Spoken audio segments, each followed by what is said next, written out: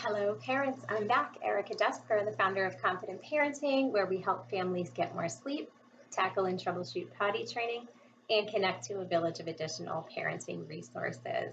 I have been sharing a series of videos on things to think about and do before you introduce potty training to your toddler or preschooler. And today I wanted to talk about tip number 4, which is gathering or purchasing what you need before you get started. Depending on how you plan to dive in, there are some items that you may need to purchase in advance. You don't need to go crazy and buy every potty training product or trick that is out there, but we do recommend purchasing a standalone potty. I know it is very tempting to just use the toilet, and you can have a lot of rationale with that. I don't want the potty out in the main area of the house. I don't want to have to dump it and clean it, which I totally understand. I don't want my child to get used to that. Then we're just going to have to adjust them to the toilet. There's lots of good reasons to avoid it. However, there are a lot of good reasons to offer it as well, maybe more than we can get into today. But basically, you want your child to be successful as quickly as possible and also independent as quickly as possible.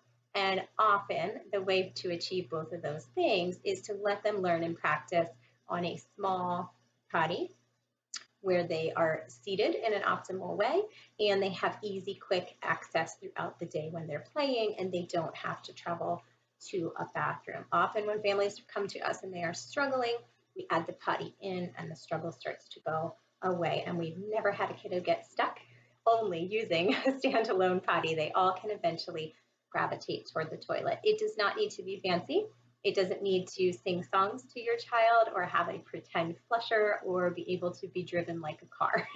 Just a basic, bare bones, no bells and whistles potty that they can sit comfortably on. So the item number 1 that you may need to buy is a standalone potty, even if you feel a little resistant or hesitant. Even if you're using a potty, but especially not, you're going to likely need an insert to fit on the adult toilet at home. We don't want our little ones feeling like they may fall in. That can create some anxiety. Even if they aren't anxious, we don't want them having to stabilize themselves by holding onto the seat.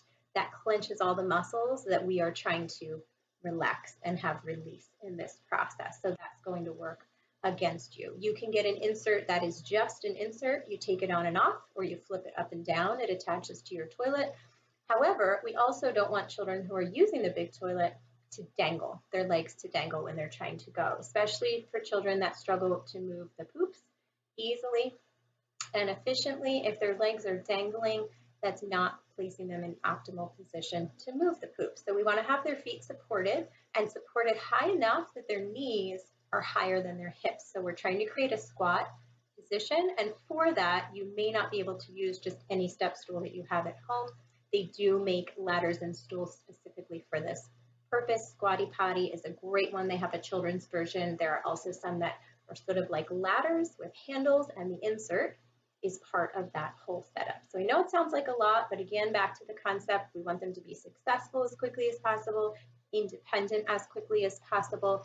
Think less of the burden of the process will be on you if they can be successful quickly, and less mess if they can get to where they need quickly.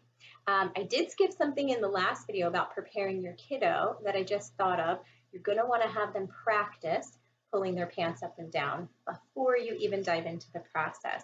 When we help children learn, we usually have them naked nudie from the waist down for at least a couple days till they catch on, but then we add the pants in, and that can be a really difficult step for children who don't know how to manipulate their pants yet. So choose very loose pants, no snaps, no zippers, no buttons, no leggings for the girls. I know that's tough. That's all they make right now. You may have to find them in the boys section at first. We want them to be really easy on, really easy off, and make sure they're practicing that before you dive in. The third item that you'll probably need to consider purchasing is a travel potty. For the first few days, we recommend that you stay at home, you don't run errands, you don't entertain guests or go anywhere as a guest. But once your kiddo catches on and they have that light bulb moment, you are going to want to leave the house. And the challenge is that they may not have a lot of warning when they need to go until they're further in. So you want to have emergency access to somewhere where they can put it. Let's say you're in the car and you need to pull over, or you're at the playground and the bathrooms are locked or occupied. Also, some children are fearful of public bathrooms until they become more familiar with them. So having a travel potty allows you to offer your child a choice. We do need to go pee before we hop back in the car. Would you like to use the big bathroom? Or would you like to use the travel potty? And that can be placed in your trunk or your hatch or anywhere in your vehicle that you can do it, or off to the side. Again, not necessarily ideal, but we are, helping them through a learning process of something brand new. You won't have to do that for forever. So those are the three main things that we suggest that you purchase in advance. And that is tip number 4, is to gather up what you need. I will be back soon with one more thing to consider before you dive into potty training. Thanks for watching.